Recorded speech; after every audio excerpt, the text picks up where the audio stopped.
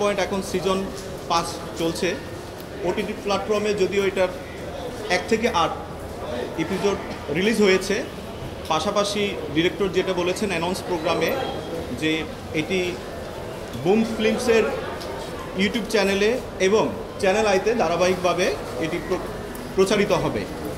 কিন্তু আমার যেটি নজরে এসেছে নাগরিক হিসেবে, যেটা আমাকে খুবই হতাশ করেছে এবং আহত করেছে, সেটি হচ্ছে বুম ফিল্মসের ফেসবুক পেজে এই নাটকের কিছু খণ্ডিত অংশ ট্রেলার আকারে এসেছে এবং সেখানে আমি দেখেছি অসংখ্য আপত্তিজনক অশালীন ডায়লগ সেখানে এই নাটকে আছে, যেটি আমাদের বাংলাদেশের যে দুটি আইন, বাংলাদেশ জাতীয় অনলাইন গণমাধ্যম নীতিমালা এবং জাতীয় সম্প্রচার নীতিমালার বহির্ভূত, যেটি আমাদের তরুণদের মধ্যে তরুণদের যে নীতি নৈতিকতা বা তাদের স্বাভাবিক আচার আচরণ, যেটি আমরা বহু বছর ধরে আমাদের যে সংস্কৃতি, পারিবারিক শিক্ষা, সামাজিক মূল্যবোধ, সেটিকে ব্যাপকভাবে বাধাগ্রস্ত করছে বলে আমি মনে করছি। এজন্য আমি একজন সুপ্রিম কোর্টের আইনজীবী হিসেবে আমি মনে করছি এগুলো আসলে বন্ধ হওয়া উচিত। এবং যেহেতু নাটক, বাংলাদেশের নাটক শিল্প খুবই প্রসিদ্ধ, পরিবারের সবাই মিলে দেখার মতো বিনোদনের একটি মাধ্যম বলা যায়। পরিবারের সবাইকে নিয়ে আমরা দেখি। আমরা এর আগে আমাদের প্রথিতযশা যে নাট্যকাররা আছেন, হুমায়ুন আহমেদ, আবদুল্লাহ আল মামুন থেকে শুরু করেন, তাদের নাটকগুলো আমরা পরিবার নিয়ে দেখতে পারতাম, কিন্তু আমাদের এই নাটকগুলো আমরা দেখতে পারি না, কারণ অশালীন ডায়লগ নিয়ে আঞ্চলিক যে ভাষাগুলো, সেটি কিন্তু আমাদের ভাষার অলংকার, কিন্তু আঞ্চলিকতার মধ্যেও কিছু গালি আছে, সেগুলোকে তুলে আনার তো কোনো মানে হয় না।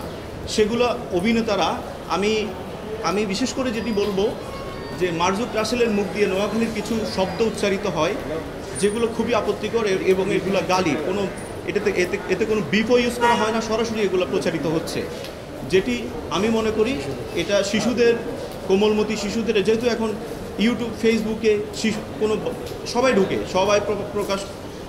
সবাই সেখানে প্রবেশ করে এবং হচ্ছে কন্টেন্টগুলো দেখে। আরেকটি কথা, বিশেষ করে 14ই জুন 2025 কাজল আরিফিন অমি একটি সাক্ষাৎকার দিয়েছিলেন, বাংলাদেশের একটি জনপ্রিয় জাতীয় দৈনিকে একটি সাক্ষাৎকার দিয়েছেন। সেখানে তিনি বলেছেন, ব্যাচেলর পয়েন্ট আমি আগে বানাতাম বিশ্ববিদ্যালয়ের ছাত্রছাত্রীদের জন্য, কিন্তু বর্তমানে ব্যাচেলর পয়েন্ট আমি বানাই সবার জন্য, বাচ্চা থেকে মুরব্বী সবাই ব্যাচেলর পয়েন্ট দেখেন। আমি কোড আনকোড আমি ওনার সাক্ষাৎকারে এই কথাটা বলছি।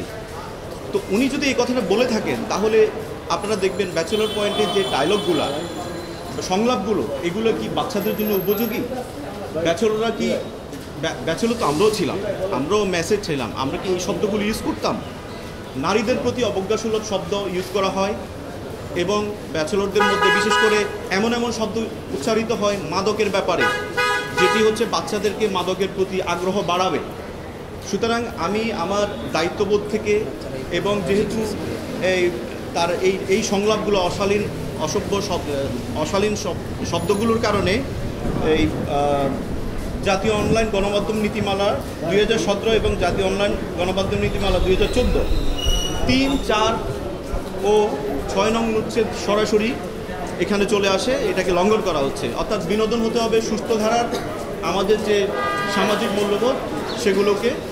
আমি এই আইনি নোটিশের মাধ্যমে আমি ওনাদেরকে যেটা বলতে চাচ্ছি সেটি হচ্ছে, কাজল আরিফিন অমি এবং আমি আরও অভিনেতা